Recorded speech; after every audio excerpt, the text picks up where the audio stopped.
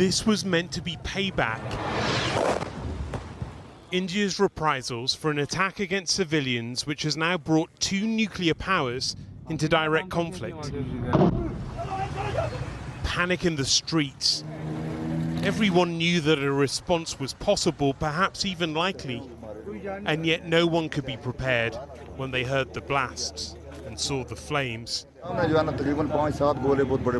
This man says he heard 6 explosions, which forced evacuations. This was Operation Sindoor, assaults which lasted 25 minutes. It's not clear, though, whether the attacks are truly over. Listen to how India described its attacks. Talking down their scale was an attempt to offer an off-ramp to Pakistan, a route towards de-escalation. These actions were measured, non-escalatory, proportionate and responsible. They focused on dismantling the terrorist infrastructure and disabling terrorists likely to be sent across to India.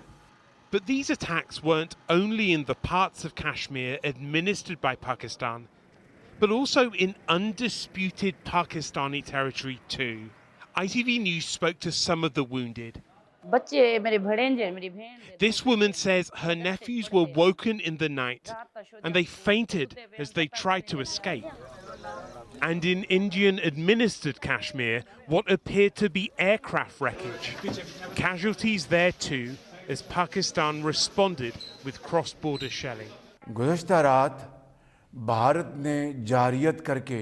Pakistan's Prime Minister spoke to the nation and said India had made a mistake, vowing they must pay back.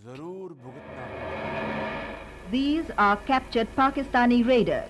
For decades, Kashmir has been the prize which has placed the two neighbours in a state of almost perpetual tension. But it was an attack against tourists 2 weeks ago that tipped the mood, sparking widespread fury in India. Survivors said Hindu men were singled out by the attackers. India has said it targeted 9 different sites, what it called terrorist infrastructure. We've been scrutinising their claims. Today, Indian officials showed us this map of what it said was a terrorist training camp. ITV News has identified it to this spot. It's labelled on the map as a primary healthcare centre inside undisputed Pakistani territory. India says it was a logistics hub for cross-border infiltration. Footage from a different site shows the badly damaged domes at a mosque. It's consistent with these images shared by India, which said it was being used as a terrorist headquarters. And this site, identified by India as a terror training camp used for storing arms. Footage on the ground shows that a mosque and some houses were hit.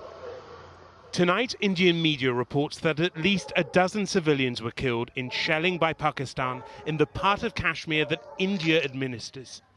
This appears to be a dangerous moment. Rohit, Kachroo, News at 10. And John Ray is in Delhi tonight. John, what's the thinking in India at this point?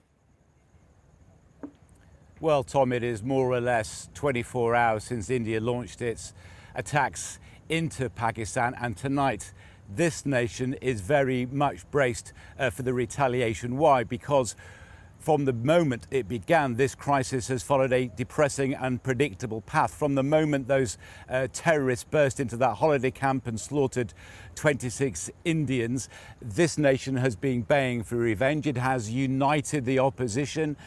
And the mood today in Delhi, I am told, has been celebratory. If we need to inflict short-term pain for long-term gain, then so be it. There's even a mood perhaps for a protracted conflict. Today in this country, they've been holding civil defence drills to train people what to do in the event of a Pakistan attack. So this is a very dangerous moment. And remember, both India and Pakistan are militarily much more powerful than they were 6 years ago when they last came to blows. Yesterday's Indian strikes were deeper than ever into Pakistan.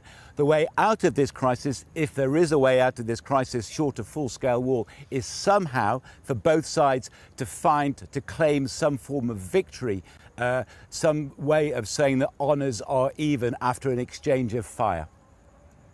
OK, John, thank you very much indeed. And Rohit, our global security editor, is here with me to try and make some sense of this. Look, I guess world leaders all over the world will have woken up today and immediately phoned their head of various intelligence chiefs and said, right, what's going to happen next? What's in the minds of the Indian and Pakistani leaders? You've been trying to work it out all day. What do you think does happen next? Well, actually, to pick up on the point that John Ray was making there, this is now really, for both sides, all about saving grace, finding some sort of route towards preserving dignity. That, I think, anyone would assess as being the only real way out of this. And you saw, and as we reported, the Indian government was clearly trying to give a sort of an off-ramp to the Pakistanis by underlining the fact that these were limited attacks, that these were targeted attacks as well. And it's clear that during the day, Pakistan has actually thought, well, no, this can't be the end of it, that they also need to save face too, and there is a route for them now.